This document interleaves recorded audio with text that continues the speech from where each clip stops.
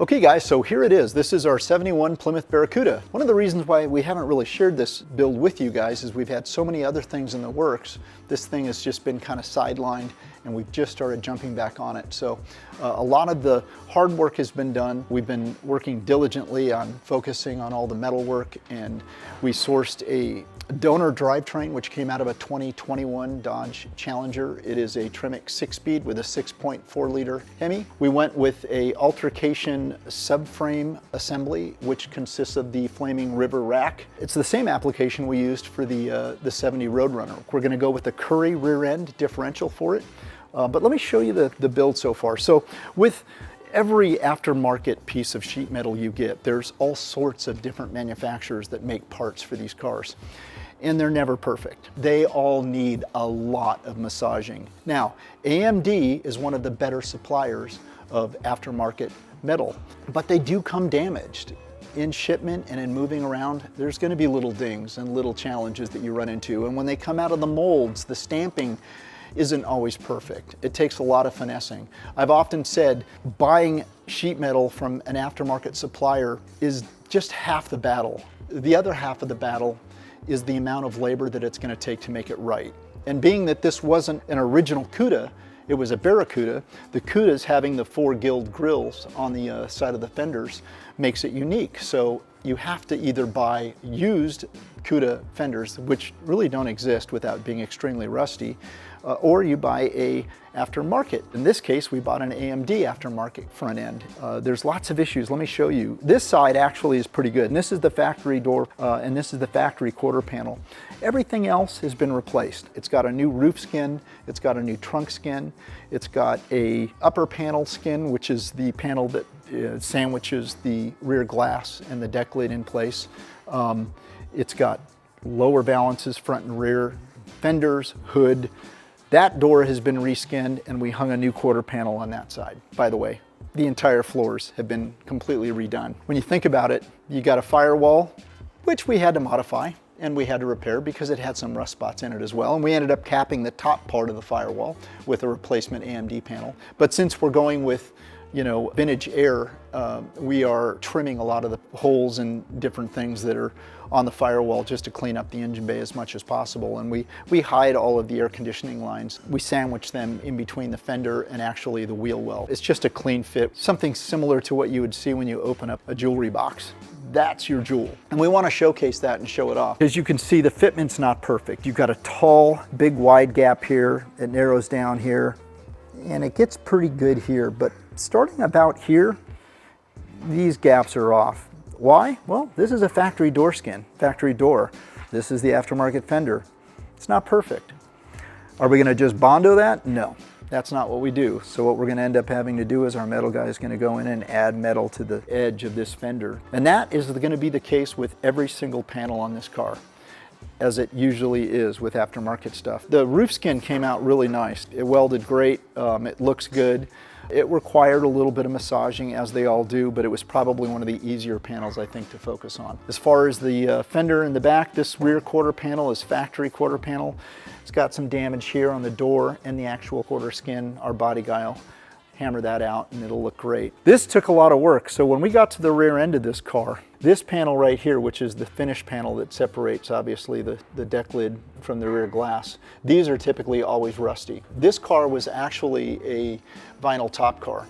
And whenever you have a vinyl top car, water comes in and it penetrates the metal and it creates rust issues. And this car was no stranger to that. This was not savable, so we replaced it. And when we did replace it, we noticed that the gaps weren't perfectly in line with the quarters.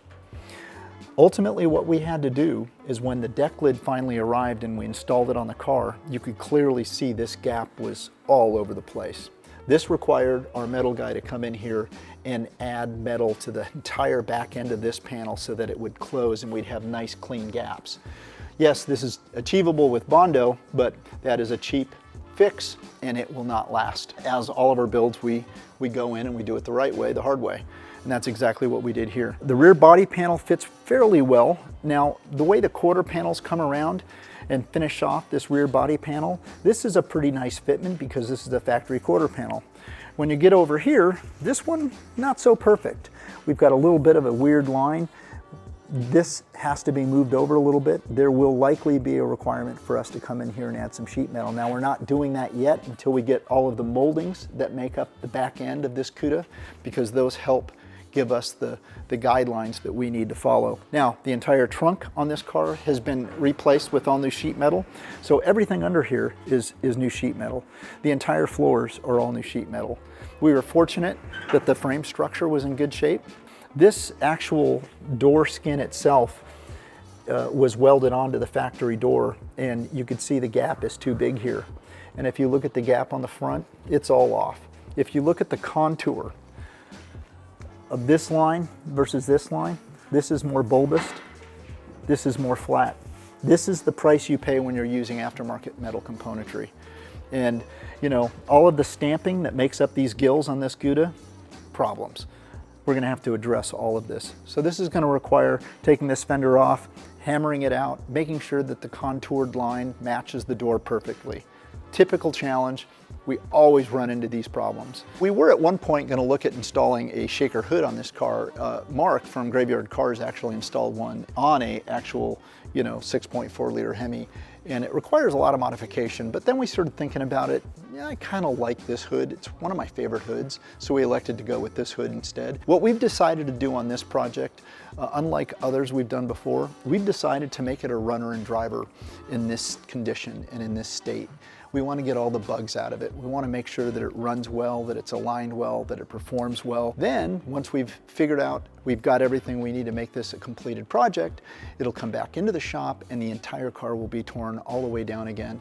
Then it'll get moved over to our body shop, where I would imagine months worth of work shaping all these panels to look like they belong on the car, and really narrowing down the lines. I'm a big fan of having all of the gaps match all the way throughout the car.